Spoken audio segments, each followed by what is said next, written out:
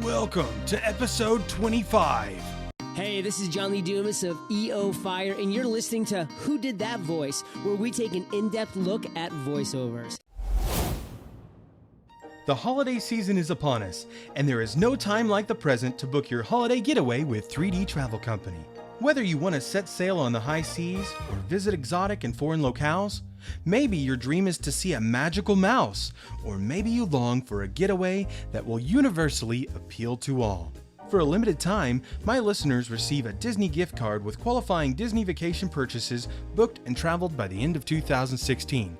For more information on booking any of these trips, go to 3dtravelcompany.com and tell them Trenton sent you.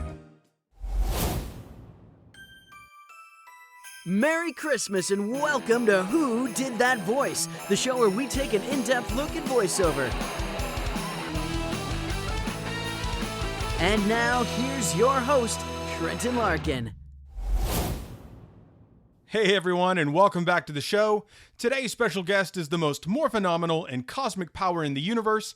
Let's listen in and find out just who it is. So sit back, relax, and enjoy the show. Hello everyone, and welcome to another episode of Who Did That Voice. Today on the show, we have David Fielding. David, thanks so much for joining us today. Hey, thanks for having me. It's great to be here. It's an absolute pleasure to have you on the show. You know, the very first thing we always like to do, David, is just to get an idea of who you are as an individual, to get to know our guest on the show, and then how did you get into voiceover as Zordon in Power Rangers? I grew up as part of a military family. We moved around a lot, and as part of the military family, you change locations every couple of years. And so I learned early on a great way to make friends was to use humor or to use funny voices or impersonations in order to, put people at ease and to make friends. So by the time I got to high school and was brave enough to actually start to take theater and drama classes, I had built up this repertoire of impersonations and funny voices and stuff that I would be able to use throughout my high school and college theater time to just sort of hone my skills and stuff. And one of the first, voiceover jobs that I ever did was I got my undergraduate degree at Southwest Texas State University in San Marcos, Texas. And while I was there, they did a film strip I don't know if it was completely animated. I think it was a film strip, but they did something about the Edwards Aquifer down there. And I did the voice of this water droplet that would explain to school kids, grade school kids, about the importance of the aquifer and water conservation and all that kind of stuff. So I guess that was like my first experience at providing a voice for an animated character or something like that. And wasn't really concentrating on doing voiceovers as a career or anything like that, but was more focused on doing stage work and then wanting to do film and television. And so by the time I got to Los Angeles, I really just kind of fell into it. That led me to the audition for the character that I played on the TV show Mighty Morphin Power Rangers. So. Well, that is most interesting because, I didn't realize that you had done other, work in the voiceover industry before Zordon. But, everyone gets a start somewhere, don't they? Yeah. So you were a little water droplet on kind of a PSA, kind of public service announcement type thing, kind of. Yeah. I think if memory serves, it was something that they sent out to like the local Texas school system, but I can't even remember the title of it or whatever. It was just something that they were working with like the Texas Water Commission or something like that. And so I think it went all over the state. But I mean, I haven't actually gone back to look to see if I could find anything about it, but it's out there somewhere. Absolutely. Well, David, you mentioned going to California, and I know you're back in Texas. So how long did you end up going, or how long was your stay in California before coming back to Texas? Well, actually, it was very short. I was only out in Los Angeles for about a year and a half. I graduated from the University of Pittsburgh with my MFA and journeyed out to California to try to do what, hundreds of thousands of people do all the time is, try to make it in the business or whatever. And I got very lucky. I got very, it was one of those lightning bolt kind of things. One of the friends that I had made at my undergraduate school, she had moved out to California. I had a bunch of people that was living out there when I moved out there, so I had this sort of network of friends from school that I knew out there. And she happened to be working at Saban at the time. She was second unit director or second assistant director for a number of their straight-to-video movies that they had done, and then she was second assistant director on this pilot that they were going to shoot. So I had only been living in LA for about a month and a half, and I got a phone call from Stacy saying, "Hey, listen, they're having auditions for this character, for this TV pilot that we're shooting. I think you'd be great for it. Why don't you come down for it?" And I said, "Yeah, sure," because that's exactly what I went out to Los Angeles to do. And I thought it was going to be, a regular cattle call. You'd go down with 500 other guys. You'd read the lines. They put you on tape. You'd go home and you'd never hear from them again. But when I got down to the Saban building that night, they told us that they were going to cast the character that night and that they were going to shoot it the next week. And I thought, wow, that's very unusual. That normally it doesn't work that way. Yeah, absolutely. And they told us who the character was, what he was supposed to be. They explained that he was this disembodied, and that he would be sort of like this Wizard of Oz floating head character. And at the time, when they had the script, at the time the character's name was Zoltar. So when I got down to the building to do the audition, it was just me and another guy. There wasn't 500 other people there. It was just myself and this other gentleman. And they told us that they were going to cast it that night and gave us the sides to read, stuck us in a room. And so, we went to each of us went to a different corner to, try to rehearse or whatever. And he went in first and he did his bit for about 29 minutes and then he left. And then I got in there and met all the original cast. I met the writers, the director, the producers, and they had me stand up on a table, and I proceeded to use the voice that they ended up basically using in the show. It was just this deep, resonant, the image that I had in my mind, having gone through theater, and I'm a huge tabletop role-playing game nerd, so... Okay. I was very used to creating characters on the fly in order to bring them into the game that we were playing on. When I was at the University of Pittsburgh, I also got involved in a lot of improvisational theater. So that is one of those things that you have to think on your feet. You have to come up with something really fast, and it has to be believable really quickly. So I just had this image in my head after what they described the character was going to be like, this very Mount Olympus Zeus-like character, and that's the kind of quality that I tried to add to the voice. And the other gentleman that was rehearsing in the room with me, he took a different route. His voice sounded a lot more like what Rita's voice sounded like on the show. It was very high-pitched, very cackly, and I thought that's really kind of an interesting choice, but I think it's really wrong for the character that we were given. Yeah.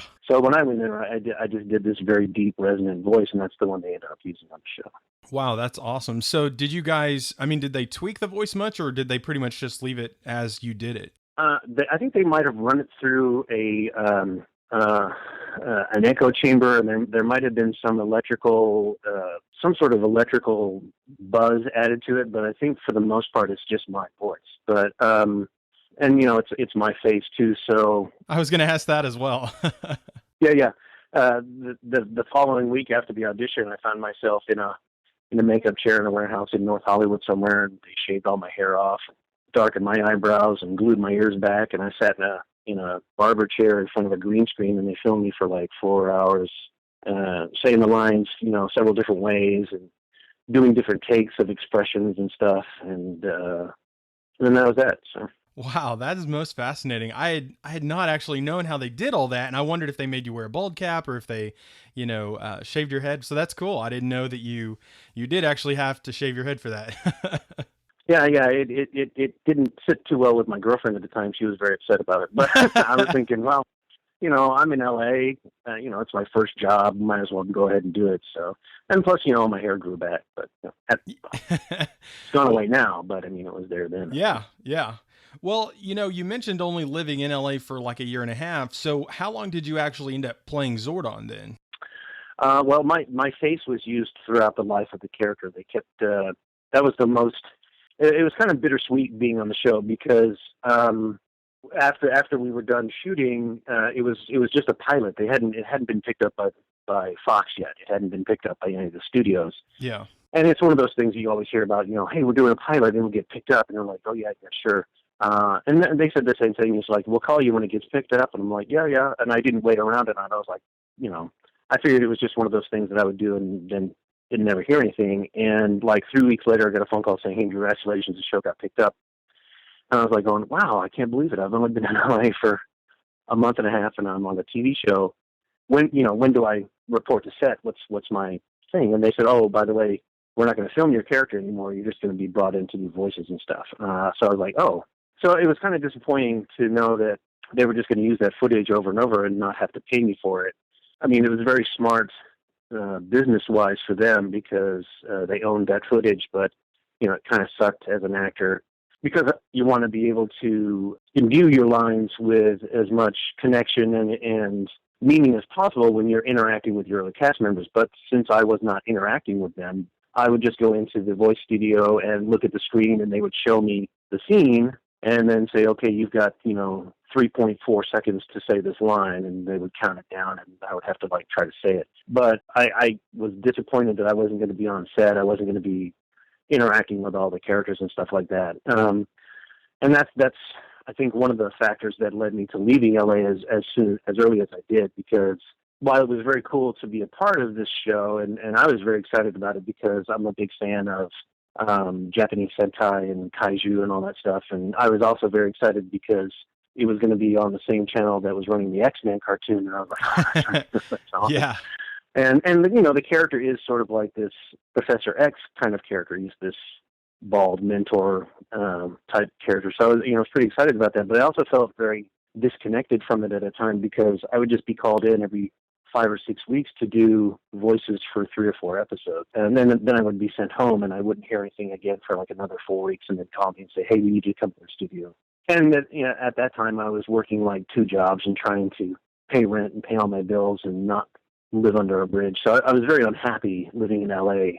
And, when I went in to tell them that I was thinking about leaving, the head writer of the show, Tony Oliver, is a great guy, pleaded with me, like, you just give it 6 more months, it's going to blow up. It's going to be big. I'm like, oh, I just can't. I was just emotionally drained. I was just worried about surviving. So anyway, to answer your question, my voice is used in the show for the first 31 episodes. After that, Robert Manahan took over as the voice of Zordon after that, but they continued to use my face. Okay, so just for 31 episodes, and then Robert took over. Okay, I didn't actually know that, so now I know.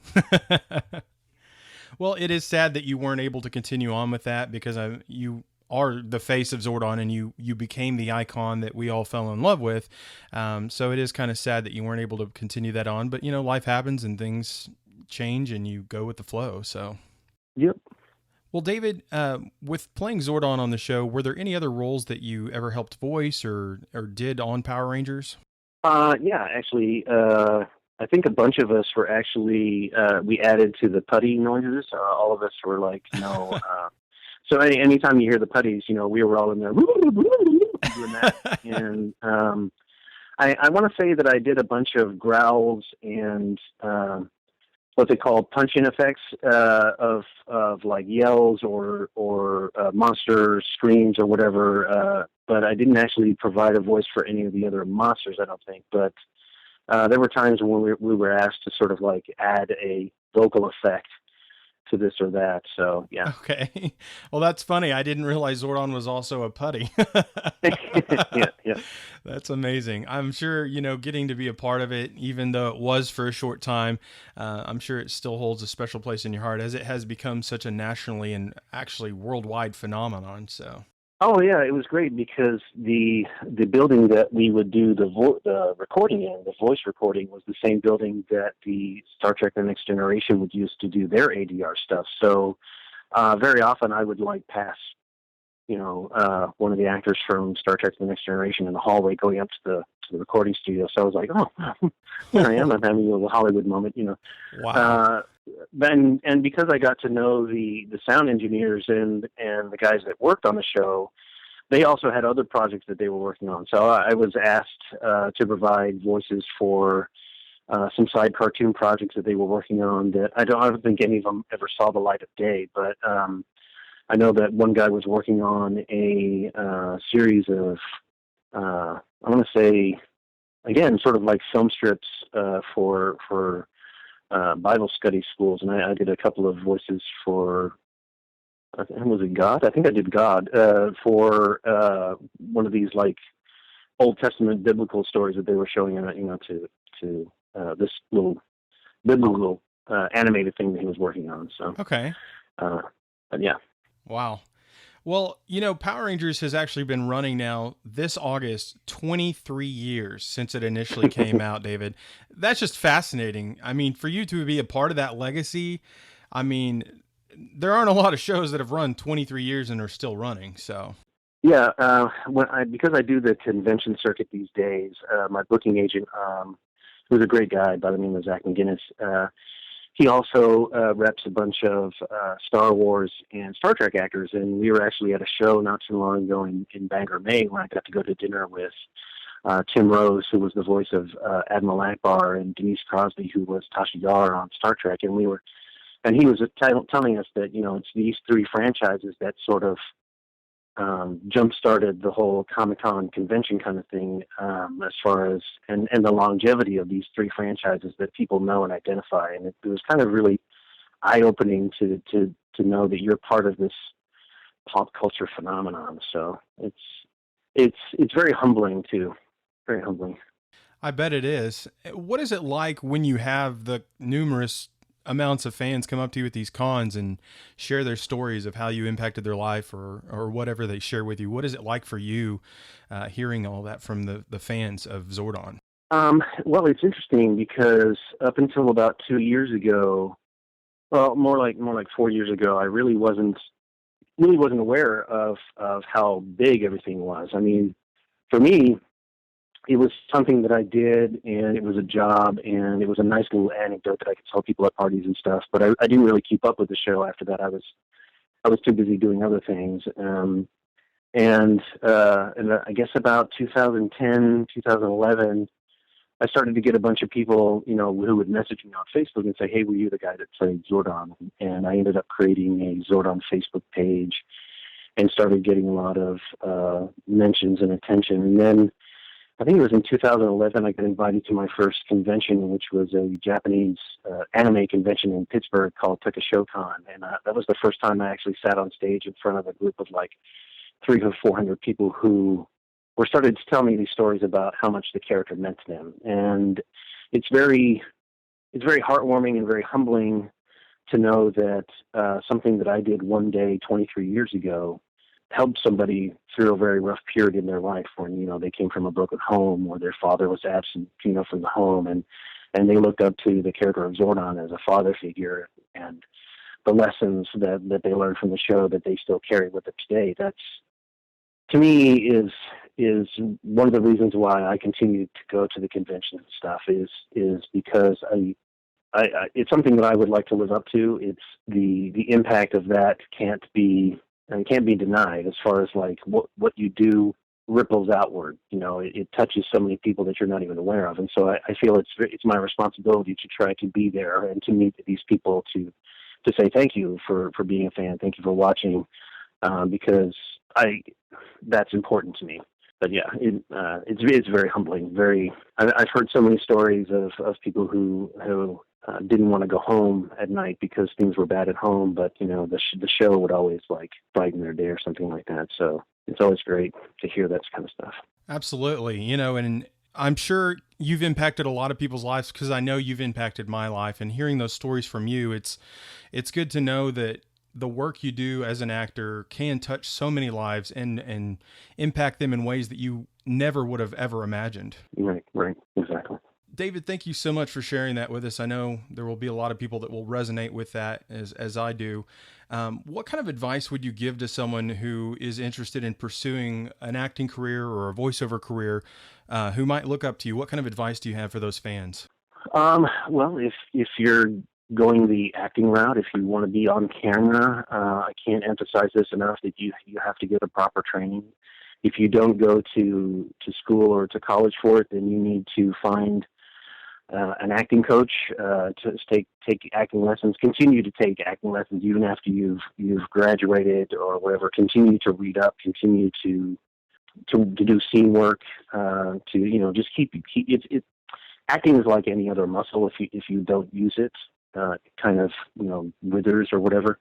Just keep doing that. Voiceover, it's so much different now than what it used to be. I used to have a shoebox full of cassette tapes that had my voiceover demo reel that would be mailed out to whatever ad agency was doing whatever commercials. I mean, because the way I did my voice demo reel and back in the day was that you would watch the commercials that were on TV, and then you would try to find print ad of those commercials in the magazine or something like that, so you could actually read the copy, or you would tape the commercial and try to jot down the words that were used in the commercial to try to have some sort of copy you could read that you could put into like these little snippets that you would put together to create a 2.5-minute voice demo reel.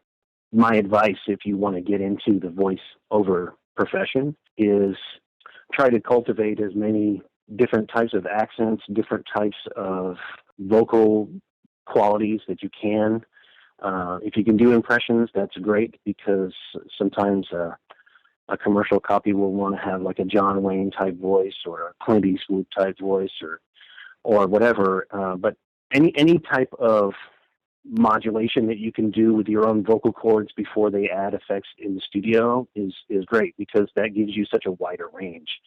And because the landscape is different today because of the internet and the digital age, you can upload all that stuff to these various voiceover websites where they have this enormous catalog of people who have voiceover demo reels that are up there. They could just pull them down and read them and say, and hire you on a job-by-job basis or whatever, rather than going through an agent to pick you up like it used to be. But just continue to work that muscle. That's my best advice, is get as much experience under your belt, and then just, go out there and do it, audition. Well, David, do you have a way in which people can reach you, a website or Facebook, or how can people reach out to you? Yeah, I've got accounts on 3 social medias. I've got my Zordon page, which is Facebook Zordon 2012. I've got my Twitter, which is Zordon 2012, and my Instagram, which is DJF Zordon. Okay, excellent. And what if somebody was inquiring about hiring you for a voiceover project? Could they reach out through the media networks that way, or would it be through an agent? Or I'm not actually in the voiceover game these days. If that kind of thing crops up for me, it's extremely rare. I'm a writer these days, so I spend most of my time writing and crafting stories and stuff. But and I've actually started to actually do more on-camera stuff these days rather than voiceover. So I guess the answer is that if they want to hire me, they can find me. I'd love to talk to them about it. But I'm not actually pursuing a voiceover career. It's very tough to break into because much like in the late 80s and early 90s when I was part of that, they have what they call these loop groups, or I don't know if they still have them or not. But it's a very tight-knit community, and they tend to use the same people over and over because they're very reliable and because they're very they have a working relationship with them. So try to break into that, it can be very tough because it's very, very competitive trying to get into that. So if you happen to be brought in on a project, that's fantastic, because I don't think it's as common as people think, that it's just sort of like, I want to be a voice in an anime or whatever, just go do it. But just be prepared for a lot of doors being closed or politely being told no thank you or whatever. But doesn't mean you shouldn't keep trying. Absolutely, David. Well, it's always it's good to hear the truth and the reality of it, so that people know it's not just, a piece of cake to walk in and just get a job because you want to do voiceover. Right. So, David, I have a couple of questions here as we wrap up. What is your favorite cartoon character from growing up, and why? My favorite cartoon character from growing up, it has to be Marvin the Martian from the Looney Tunes cartoons. Absolutely. I love Marvin because he has a very unique vocal quality, and I just love the way the character looks. He's just got this very iconic look to him, and Duck Dodgers and all that stuff with Bugs Bunny and Daffy Duck. I just love that. But Marvin has to be my favorite animated character. Most excellent choice. He's actually one of my big favorites and one of the reasons the show actually came into being. So that's awesome that we share that fascination for Marvin. My last question for you today, David, is what is the legacy that you want to leave behind? It kind of ties in with what we talked earlier about the impact of the show. And I don't know what it is about the casting process for Power Rangers, but every person that they've put onto the show is a good-hearted person. Every one of those actors that was cast as a Ranger and has put on the spandex and done all that stuff, they have these big hearts, and they really would be superheroes if that sort of thing existed. That's the type of people they are. And so I think the legacy that I would like to be remembered for is that, and it's one of the things about the show that I'm very proud of is that it did have such a positive impact for so many people. Because, you can be part of the entertainment industry and you can be a part of projects that really sort of, I'm not really sure if they put out the best message or whatever. It's like, I'm not downplaying any of these franchises or anything like that, but I would much rather be known for Power Rangers than I would be for something like Saw or Nightmare on Elm Street or anything like that, because I think there's a lot of, maybe it's just my perception, but I think there's a lot of negative stuff that gets thrown out of this all the time, either news headlines or there's this fascination with blood and gore. And because I'm a big comic book nerd too, and the comic books that I read growing up look different than what's being done today, and it's a reflection of the what our world is like today. Yeah. Because I don't remember growing up seeing a comic book cover that has Thor on it, where Thor is splattered with blood. I don't remember seeing anything like that, and so what I would like is for the positivity that the show generates and has for so many people. I would like for that to continue. And that's what I try to do with all of my social media and what I do at conventions is try to put out this message of some of the values that, were on the show and they sound corny today, but it's, trying, working together, helping one another and just being a force of positivity and light in the world rather than contributing to the massive cloud of grim and gritty and dark and all that kind of stuff. So absolutely, David. And I would agree with you highly, because one of the things that I really loved about Power Rangers was the moral message that they had at the end of the show, and how even Power Rangers teamed up with the DARE campaign to help kids, stay off drugs and don't, at the end they would sometimes have messages of, yes, this is karate, but don't go out and just use it to hurt people, use it in defense and use it in the right light, And there was a huge message of positivity that the Rangers used to have. And I feel they still have a big positive message, but the original episodes from back in the day with Tommy and Jason and all the other Rangers, they just had something special. And it's good to hear you say that that's what you want your legacy to be, because our world does need more light in the darkness. So yeah, I believe so. Yeah. Well, David, it's been an absolute pleasure having you on the show today. Thank you very much. Would you please give us a special closeout today as Zordon from Mighty Morphin Power Rangers? Sure. You've been listening to Who Did That Voice with Zordon, and may the power protect you, always. Oh no, Angel Grove is under attack, and I'm the only one here. I've got to protect the city. But wait, I have a podcast to do. Hey everyone, I'll be back as quick as I can. Zordon needs me. It's Morphin time! Hey everyone, I hope you enjoyed today's Morphinominal episode with David Fielding, the original voice of Zordon from Mighty Morphin Power Rangers. And if you enjoyed today's episode, please stop on by my Contact Me page at www.whodidthatvoice.co or .org. I would love to hear from you, and I would love to hear what you thought of today's episode. Catch you guys on the flip side.